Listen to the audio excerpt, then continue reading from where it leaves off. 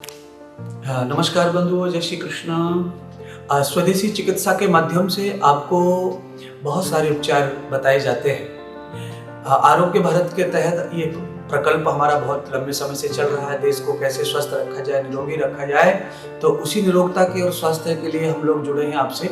आवश्यकता पड़ने पर हमें हॉस्पिटल में डॉक्टर के पास भी जाना चाहिए, ज़रूरत पड़ने पर कुछ इलाज ऐसे हैं जिनको हम सावधानी के साथ करते हैं तो हमें शायद ना जाना पड़े, और हम उस तरह के उपचार घरेलू बताते हैं आहार के, जो हम रोज़ खाते हैं उसी में से हम कुछ नियम से खाने शुरू कर देते हैं, तो हमारे शरीर के बहुत सारे आदि व्याधि रोग समाप्त हो जाते हैं और हमारा शरीर स्वस्थ बना रहता है। तो उसी में एक कड़ी आती है, जैसे मान लीजिए थायराइड हो जाता है किसी को, थायराइड का सत्य इलाज क्या है और घरेलू इलाज क्या है थायराइड का।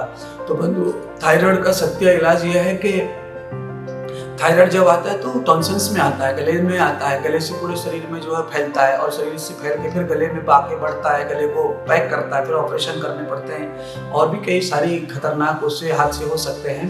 तो इसलिए मैं चाहूँगा कि आप घरेलू थायराइड कैसे बचें। तो जब भी आपको ऐसा लगे कि थायराइड आ गया है तो उस स्थिति में आलू खाना बंद कर दीजिए, चावल खाना बंद कर दीजिए और दूध लेना बंद कर दीजिए। और साथ में सफेद जो मूली आती है खाने की, सलाद में जिसको खाते हैं ना, तो छिलके सहित एक मूली पत्ते सहित उतना खाना शुरू कर दीजिए आप रोज नियम से। और उसके साथ में एक काली मिर्ची खा लीजिए पीछे से।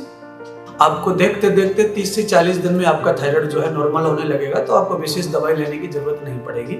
तो ऐसी स्थिति में मैंने कहा कि 3 वस्तु अगर आपने खाई तो आपको थायराइड कवर कर लेगा। और अगर ये 3 वस्तु आपने छोड़ी, जैसे आलू है, चावल है, दूध है, और इसके साथ में अगर आपने मूली और काली मिर्ची का ये उपाय किया तो आपका थायराइड जड़ से समाप्त हो जाएगा धीरे धीरे देखते देखते। और साथ में मोटापा भी कम होगा, और जिनका मोटापा कम है, पतले हैं, उनका मोटापा कम नहीं होगा। जो बहुत मोटे होते हैं उनका कम होता है। तो ये बहुत सारे डबल फायदे इससे होते हैं। ये हमारा जो घरेलू उपचार है और स्वदेशी उपचार है, इसके माध्यम से हम आहार व्यवहार के साथ अपने रोगों को नियंत्रण कर सकते हैं और लाभ प्राप्त कर सकते हैं। धन्यवाद।